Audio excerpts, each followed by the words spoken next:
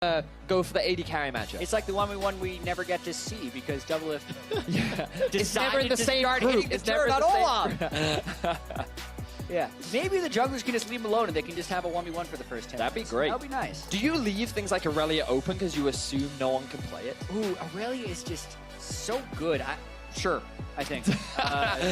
Like, I'm are not you supposed to afraid do of that. BRTT or Doublelift's Aurelia?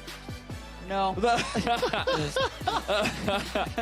I think, actually, after seeing Bang Zed yesterday, I might be afraid of his Aurelia. Yeah, I think I would be as well. And Bang in the top lane, that's actually the scary matchup, I feel like, Yeah. looking across these two. Uzi versus Doublelift. You can call me super biased for saying Doublelift can match up to Uzi, but in mid lane, you never know. Yeah. I have a question for you.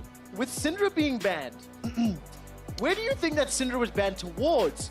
And also, as we're going to turn our attention, if this Pyke gets locked in and you have just joined us, Jat was hoping and praying and really wanting to see a solo lane Pyke from the first East versus West. Now, have you had any time to coerce or collude with Licorice or anybody else? No, unfortunately, I had to cast that whole last game, so I didn't get a chance to talk to Doublelift and Sneaky and RTT and tell him to play Pyke. But you never know; it can go anywhere. So we've also got to remember that Victor top was nerfed. Sure. It is much weaker now, but also it was Licorice that came up with the counter, I say in quotation marks, to the Victor, which was the Echo. Yeah. Now, given that he has say in the draft, he may just force BRTT on to the Echo. How confident are you that's top lane Does- Victor? Why could it not go somewhere else? Ooh. Or ball lane Victor. Sneaky's done that before. Yeah, he has. That's very true. In answer to your way earlier question, Quickshot, I think the Cinder ban is towards Uzi. Oh. He's actually the reason he's a two-time 1v1 champion is because he's actually super good at mages and can beat mages in mage matchups and then beat ADs in AD matchups. But I reckon that Yasuo is mid lane, and I reckon they've locked in the Vladimir for Doublelift, who's also shown his proficiency on Vladimir, as an answer to the Yasuo that I expect to be played by Uzi. All right, let's see how the rest of this draft plays out, because a lot of flexing is what determined that game one. Surprised us a little. We thought that Karthus was going to somewhere else. It ended up in the bot lane. It didn't give us the Dark Harvest that we were hoping for. And of course, Gragas, is that Sneaky Gragas we can assume? And then Rakan locked in. So assume that could be Rakan bot lane. And already some tools to enable this Yasuo. Yeah, it could also be a support Gragas, just because it is a jungler bot lane in the support position. So the flexing is insane. There's a lot. Games, There's so much flexing, yeah. I mean, Team East, I say the only thing that's guaranteed is Artifact on Rakan, probably. Outside of that period of time when we saw mid lane Rakan, it hasn't really been flexed anywhere else, so... Could it work on 824? Solo lane Rakan? So, no, because they nerfed the... I want to say the scaling on Rakan, which made him worse full AP. But I can't exactly remember what happened to him, I just remember he fell off. Well, we're in phase 2 now, and we're going to start piecing together, excuse me, the direction of these comps. And the AD carries are now being banned out. So Jhin and Xayah, so Team West, feeling that Triple is going to be playing some sort of AD, we can assume, or denying something that Uzi could play solo in the mid lane. There's some question marks there. What's funny is, at this point in the draft, when you got 5 traditional AD carry players in BRTT, Sneaky, Doublelift, Bang, and Uzi, you may not even see any of them play AD carry.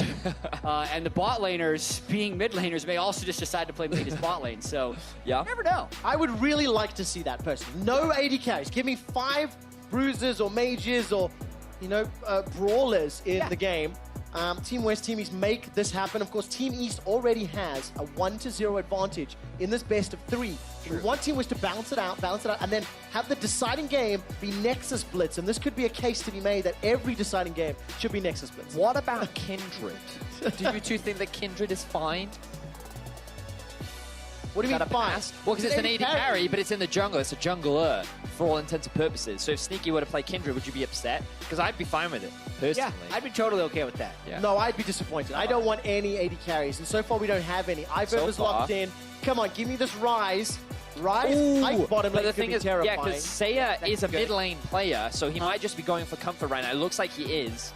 And I think Rise Why is actually yes, fun? yes! Good. This looks good. Okay, Licorice, I apologize for doubting you. I apologize for all of the negativity I threw your way in game number 1. You have redeemed yourself in the eyes of Quickshot. And over on the side of Team East, there might just be one additional tool.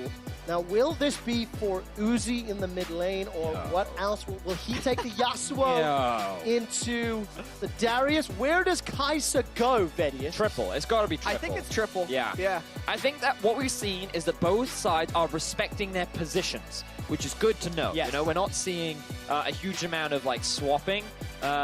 Players are taking things into their own hands. And what we got to remember though is in game 1, they had 2 solo laners in Maple and Zeros that could be flexed between the 2 lanes, right? So Akali was a perfect pick. Now, though, the disadvantage for East is they have 2 AD carries playing in those solo lanes, right? They don't have the safety of someone else just carrying them through the laning phase anymore. Junglers are really unreliable, especially Westor on this Ivern. You don't know what he's going to do, right? So Uzi and Bang will have to fend for themselves against a Darius mid against the Yasuo. And this, if you don't know, can be quite a challenging matchup. You can trade up until 20 seconds. So what just happened is they traded until Uzi was mid, and last second, that Darius and Vladimir traded between the mid and the bot lane for the West. Darius is known as a counterpick to melees in the mid lane. Oh, We yes. actually saw it in LCS during some of the craziness we got at the start of the summer split. So a very real matchup, if you can actually believe it. And how better to test the skill of Doublelift and Uzi than to watch them play Darius Oh, there and is. Yasuo. There is no better way, chat. There is no better way. Licorice said it himself. He's more confident in his players because he's got a couple NA boys on stage now. And they're going to be representing. You've seen it a couple times, you know.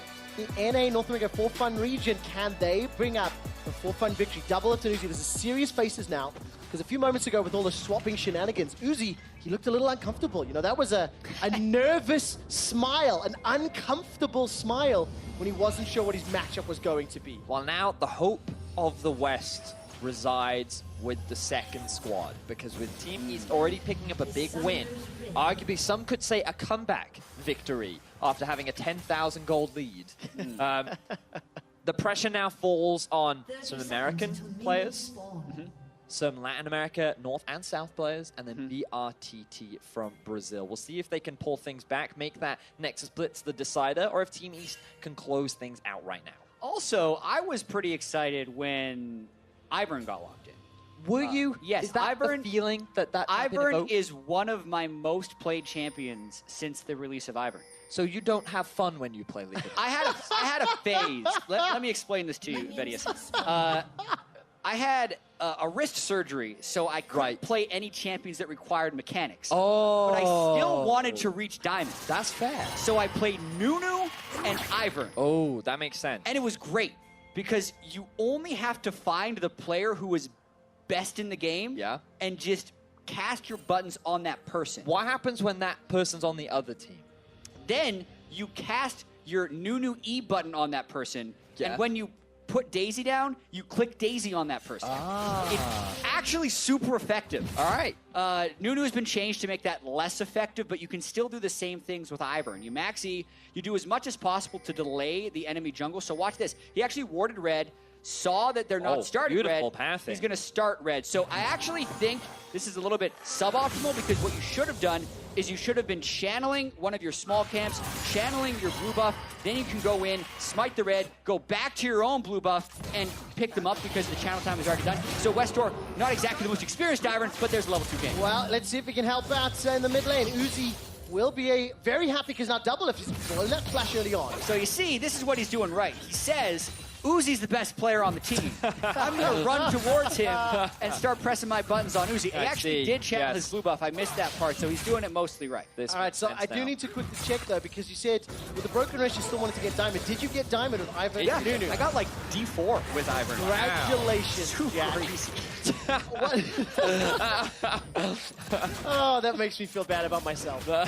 What do you think of Vladimir and Pyke in the bottom lane? Because we weren't quite sure who was going to be complimenting this Pyke, but the kill potential once they get to 6 is terrifying to me.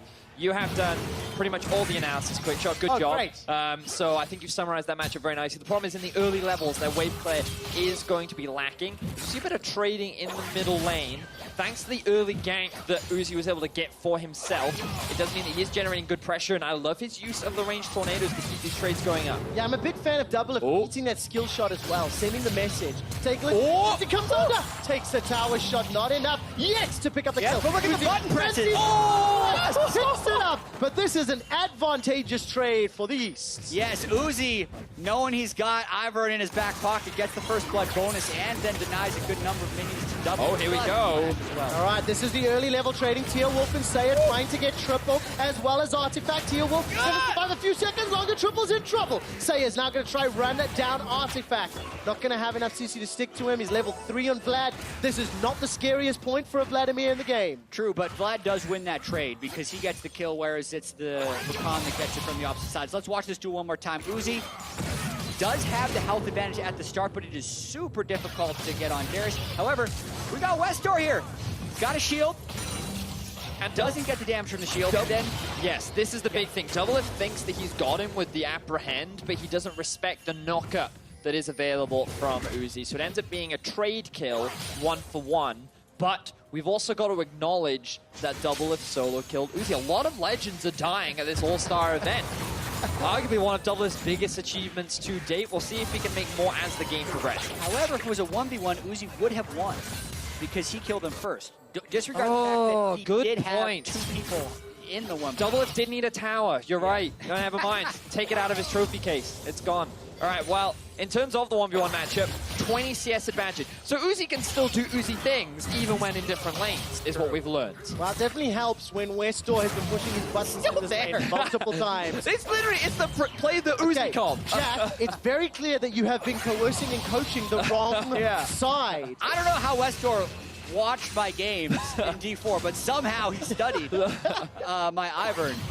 He was like, how do I get to Diamond on Ivern? I know where to go. Oh, here we go. That is the place. Uzi's got Flash available to him, got Wind Wall available to him. I saw their BRTT was being pushed in the top lane. We've not touched on yet this Ryze versus Victor matchup. This Doublelift will trade a little bit here, but Uzi doesn't even take any tower shots. And then we haven't seen that top lane, so we'll get to that in a little bit. The reason why we don't talk about the top lanes is because it's just a couple mages trading back and forth. They're going to be waiting for those big items before things really get exciting. And just as a reminder, top lane Victor did receive a big nerf on the most recent patch, which means that his base damages have been hit quite hard. He doesn't pressure anywhere near as hard as he did before, as we see more trading in the mid. All right, Westor goes in for the engage. Rushmaker comes out as a trade of 1-for-1 thus far. The kill was secured by Westor, whereas Doublelift does get the second of the game in favor of Team West. I do just love that regardless of where Uzi plays, comps are still built around him. Just regardless of what Uzi does, the team says, you know what, let's just invest. The payout will be huge later on. Yeah, absolutely the case. Yesterday in the tandem mode, I remember hearing Candace saying, when Twitch was locked in, so is this free win? And yes, it turned out to be free win. All right, big trade in the bottom. He goes for the dive, goes out. Teal does find a stun.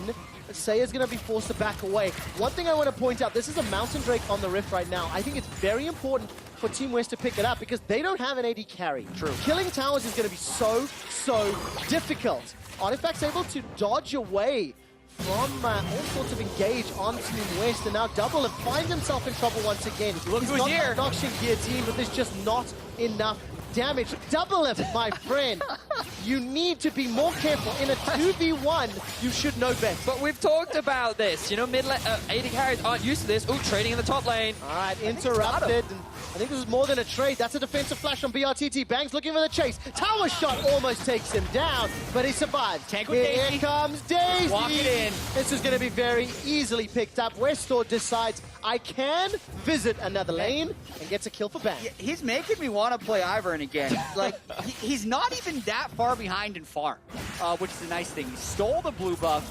He goes in with Daisy. One thing that I would tweak is I like going Domination secondary and getting the Ingenious Hunter one, so your redemption is on a way lower cooldown once you get it. That makes sense. He's gone for Airy, which is still a shield amp, which is fine.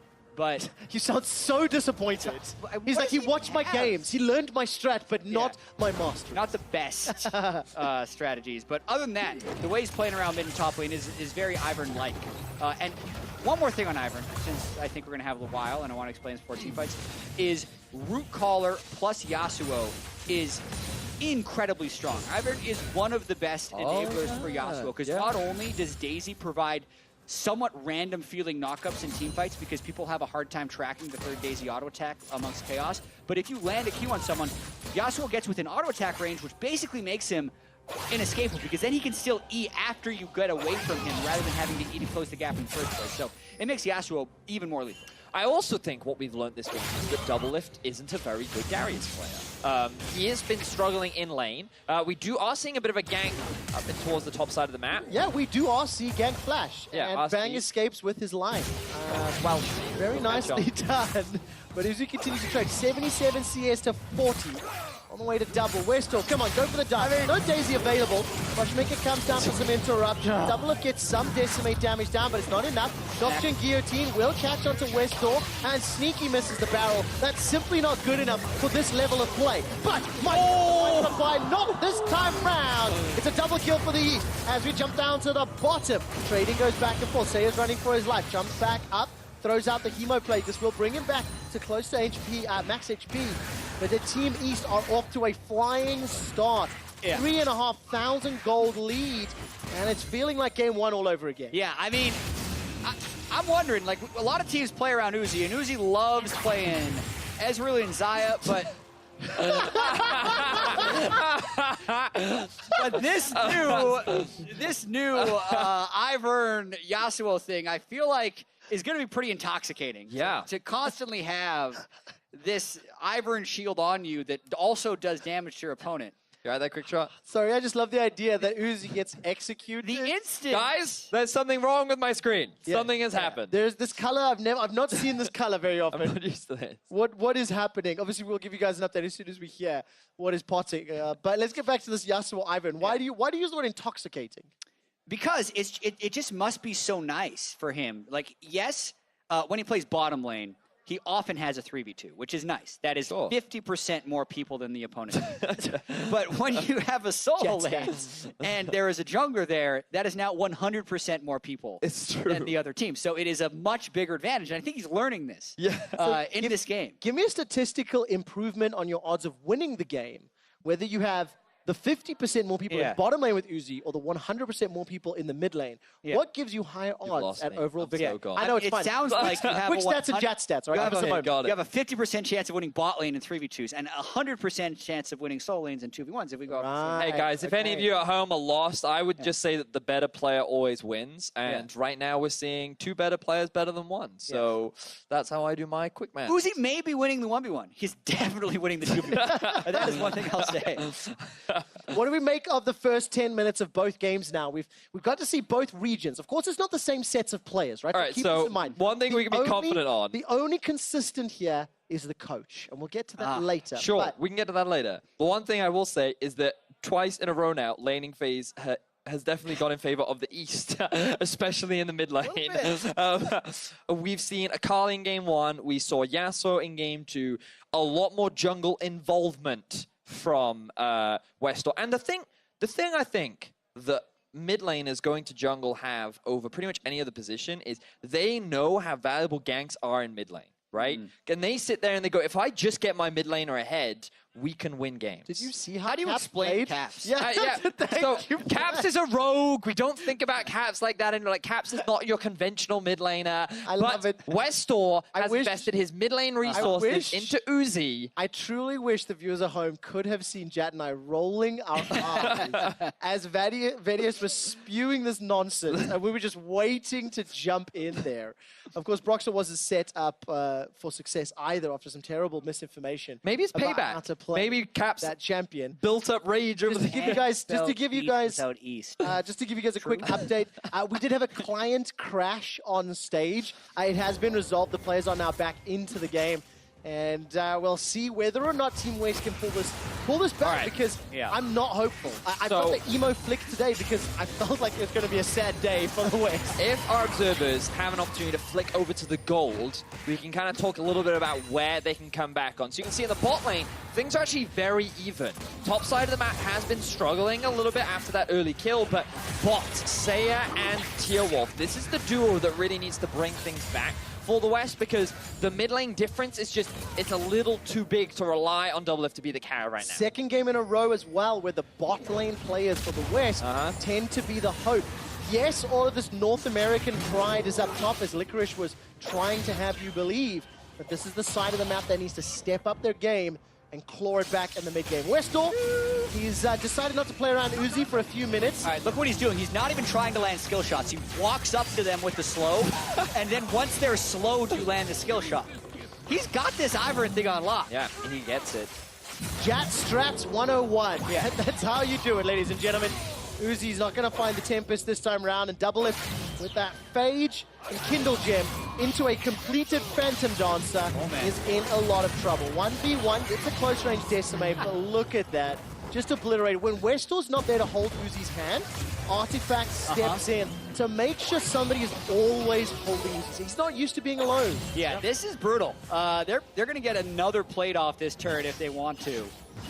Remember, every plate has more armor and magic resist than the previous plate, and after you kill a single plate, there's a temporary extra bonus of armor and MR depending on the number of champions above one that are near the turret. But here we go, another fight, and look who is here. All right, Uzi's able to escape with his life, and Westall will not find the skill shot because he didn't follow the instructions. Yeah, he didn't run close to them first with his E, wait for the slow, and then shoot the skill shot. I'm actually writing all of these tips and tricks down to see whether or not it'll help my game. So you listen to his tips and tricks, but not mine, Quick Shot? Yes, indeed. Diamond, not diamond. So, Oh, diamond! False.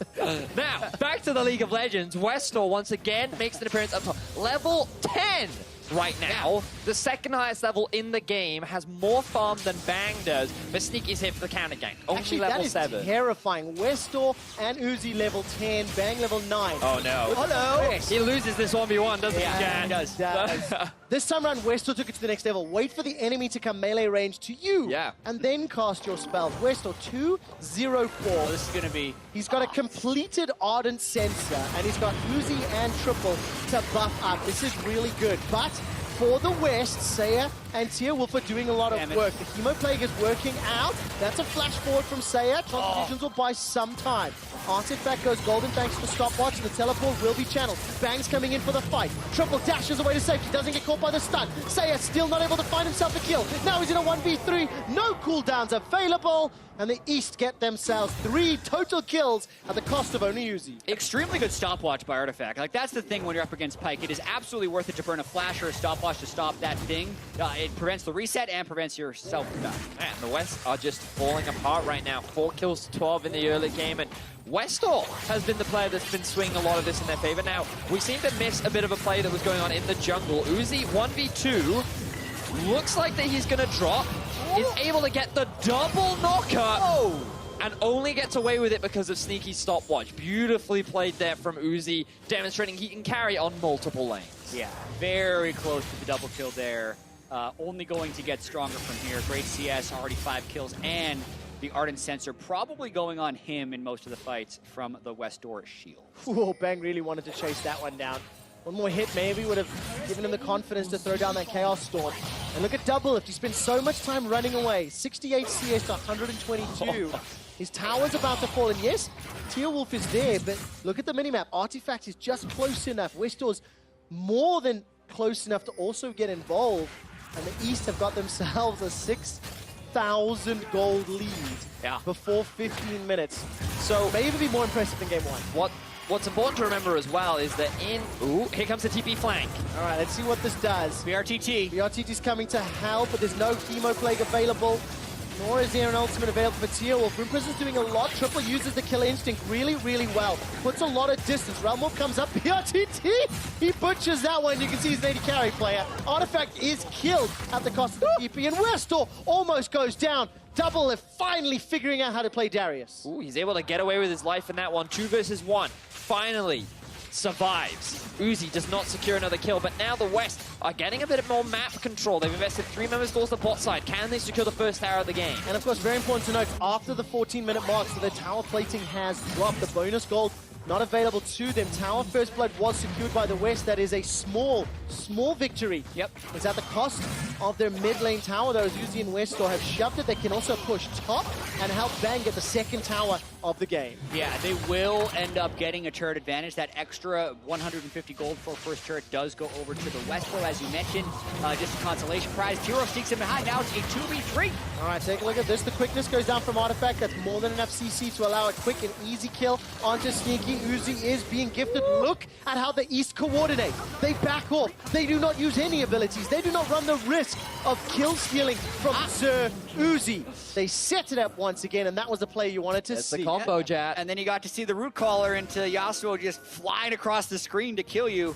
And look at all these bounties on the side of the East. Oh, it feels so 600 bad. top lane, 600 jungle, 700 mid lane, 450 on triple, and this was supposed to be the winning lane for the West, You know but what things it are falling feels- apart. You know what it feels like to me? Tell me. In a lot of RPGs, you have bags of gold, right? And that's Yeah. the visualization. Yeah. It feels like the East are holding their bags of gold, going na na na na na na. Yeah. Just in front of the West because they have absolutely everything on lockdown. It's getting close to a 10,000 gold lead. Saya survives a few seconds longer. The Hemo Plague will buy some time. The pop comes up. Still alive. This is very impressive. It looked a little scarier than it was going to be. Now, Sneaky's got no barrel available to him, so that's going to be difficult. Look, though, here comes Double Lift. Can they chase down Triple Uzi and Artifact? Westor's going to join the fight. The tower has been killed, and Double Lift locked in place. He's going to pick a fight with Westor. Sneaky is trying to help him out. Westor escapes with his life. There's now Uzi and Triple and Artifact. They turn it round. The East are on the hunt.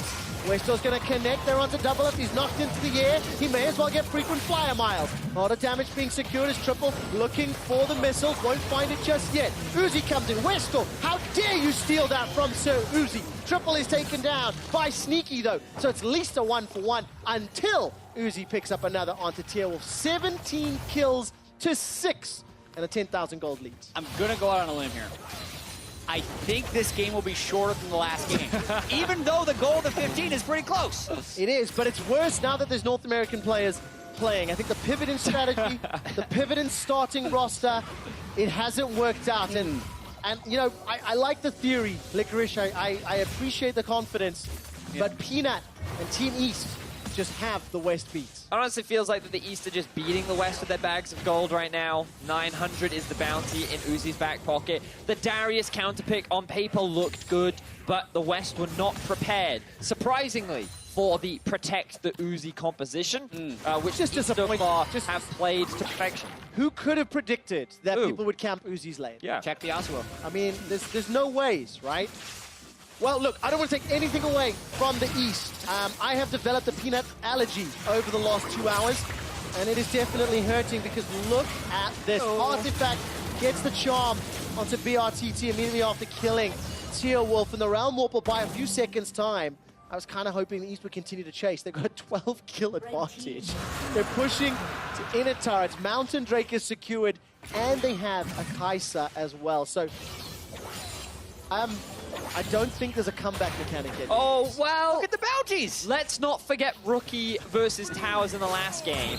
How will East look to play around these towers now? So far, the siege has been pretty clean. Pretty well. Okay, yeah, that was good League of Legends, I admit. Do you want to carry on with that point? I'm giving you options, Quick Shot. I'm giving you analysis. That's a very bold statement there, Vedius. You know, as a caster, you can't just say, well, the game's done, it's over. You got to look at what could they do. In this instance, it's well, you could read a book in your free time. You could learn to knit. Could learn about Ivern. You could His learn. overall I building here today. think the West have learned a lot about Ivern in this game. 3-0-7. Westor is absolutely obliterating this game. 1,000 gold bounty for Uzi. And it's been a clinic. Maybe Nexus Blitz will help us out a little bit more of a full fun game. But Maybe. And, you know, so I've joked a lot this game about Ivern and, like, the simplistic ways you can get victory with him, but I do think there's, like, an overall point towards climbing in League of Legends where it is very easy to look at highlight videos and watch pros and think, hey, the way I get better is, like, 150 ribbon games, and then I'll be able to win my lane and take over the game. But so many of these little things that I stated, a lot of players just don't do. Like, they'll go for the max range skill shot instead of flashing next to the person and guaranteeing the skill shot to get the kill. And funnily enough, Westor, who's been playing for a while, almost never been able to win late, like his whole career. Yeah. He's been able to stay a pro player and made it to Worlds multiple times because he actually gets a lot of the little things. And All right, that's it. So, I will say, the reason why Ivern is not considered good in competitive play is because of how easy he is to counter jungle. He has no dueling power, he generates no jungle pressure, and the advantage that the East have is they're against the Gragas, who can't punish him in the jungle. And not only that, 3 AD carry players. I mean, it's true. That all they've done for the first 15 minutes of every game for the last 6 years is farm. Very nicely done by Uzi. He jumps onto BRTT, not going to pick up the kill, but triple will. Saya goes into the into the Sanguine Pool just to survive as a Chaos Storm chases them away. Team East are going to be able to push onto this inhibitor turret. And as you mentioned, Bettis, it was coordination that was necessary to Well, they've take got the Rift down Herald as well. on that jungle Ivern. Rift Herald comes in. Right, give me a dancing Rift Herald. This is what I want to see. Team East will take down the inhibitor. They're going to look for the chase. That's a dive forward from Uzi. He goes in, uses the stopwatch. The Herald's going to get the boot onto the Nexus turret. We might get ourselves a dancing Herald. It's down to 4,000 HP. Follow the Herald. Team East continue to push. It's a 4 versus 5 that the Team West have to try to defend. The Herald 3,000 HP. Triples back. Oh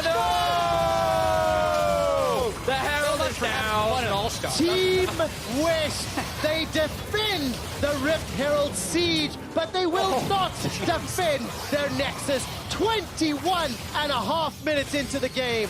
Team They're going East for it. are obliterating the West. The AD carry combination and the Team West team are defeated. The hands of the East 2-0 in one hell of a crushing But match. it's not over yet. Yeah, I think you still play the third game because you can't complete the. It's not a best of 3. It is a 3. 3. Yes, hit the nail on the Yeah. head. The same way best of 2 could end in the We tie. still This have can end in the 5. 3-0. Yeah, we still have 5 players that need